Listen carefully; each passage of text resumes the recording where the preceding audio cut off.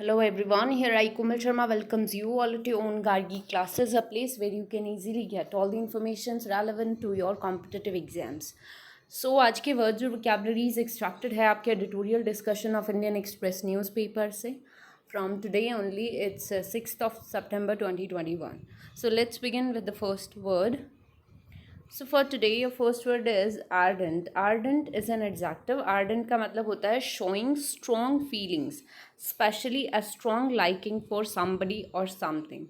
Strong feelings को show करना, ठीक है, जब आप किसी को पसंद करते हो, किसी पर्सन पर्टिकुलर को या फिर किसी पर्टिकुलर चीज़ को, और आप उसके लिए स्ट्रांगली उस चीज़ को फील करते हो, आप अपनी फीलिंग्स को स्ट्रांगली शो करते हो, तो उसको बोला जाता है आर्डेंट, ठीक है. सो एविड होना या फिर कीन आदि सिनोनिम्स. एंटोनिम्स आर डल या फिर very calm. So he was an ardent supporter of him, कि वो उसका एक आर्डेंट सपोर्टर है, मतलब एक स्ट्रॉन्ग सपोर्टर है.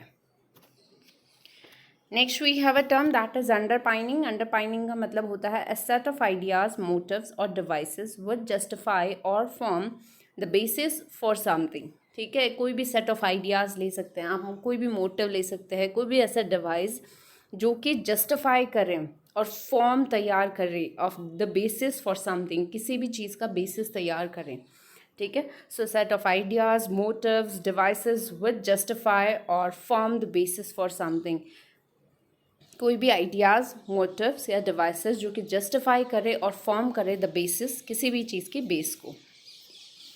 Next we have a word that is pompous. Pompous is an adjective. Pompous का मतलब होता है showing that you think you are more important than other people. Self centred होना, खुद के बारे में सोचना, खुद को लेके इतना ज़्यादा पोजेसिव होना, पोजेसिव नहीं, खुद को लेके बहुत ज़्यादा कॉन्फिडेंट होना कि खुद की सारी चीज़ों को शो ऑफ करना. Vanityful person. So showing that you think you are more important than other people, ये शो करना that you are the more important person rather than the other. So जैसे कि using long words that sound impressive. कई बार बहुत सारे ऐसे लोग होते हैं, बहुत सारे ऐसे पर्सन्स होते हैं जो बहुत लेंदी और बहुत हैवी वर्ड, बहुत हैवी वेटेड वर्ड्स यूज़ करते हैं so that they can make an impression upon the next persons mind. So this is the word pompous, show off करना. सो इसके सिनोनिम्स क्या हो जाएंगे? ओवरबियरिंग या फिर इम्पीरियस.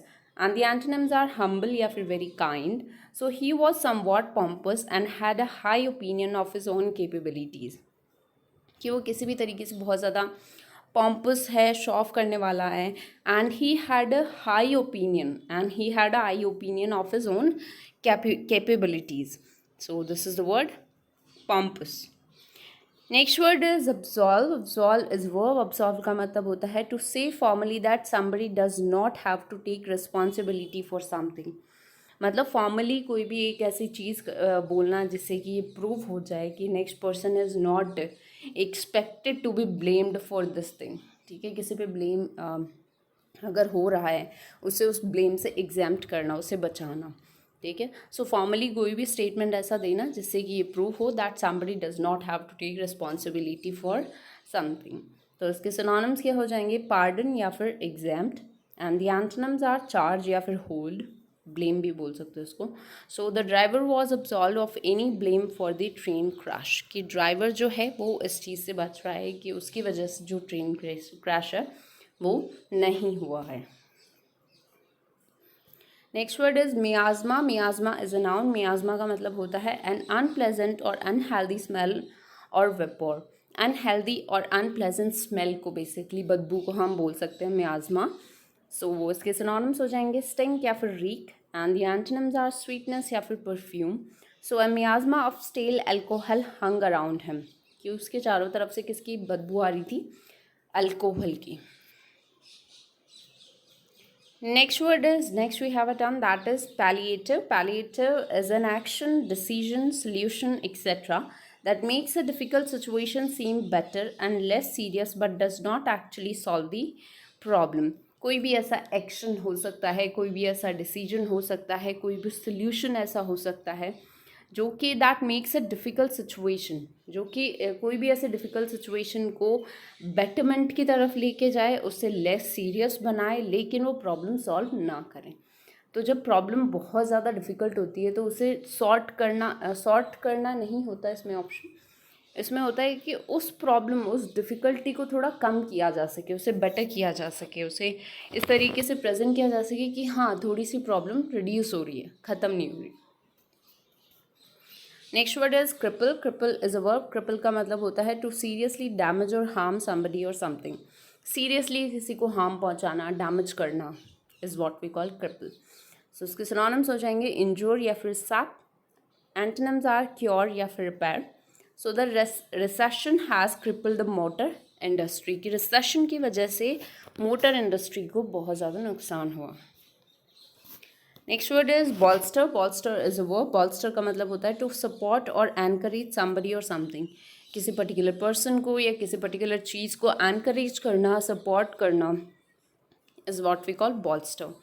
सो इसके सिनोनिम्स हो जाएंगे टू हेल्प और to reinforce, and the antonyms are stop या फिर halt.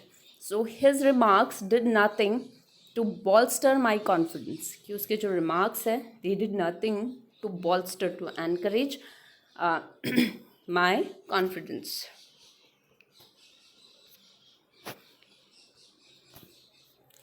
Next word is enteropathy. Enteropathy का मतलब होता है disease of the intestine, especially the small intestine.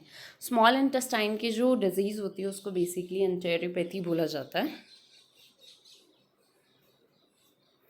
Next we have a term that is quite tone. Quite tone का मतलब होता है unable to decide what to do because you have different feelings और different things.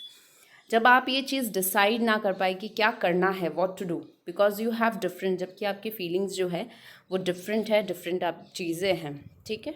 So while you are not able to decide what to do because you have different feelings and different things.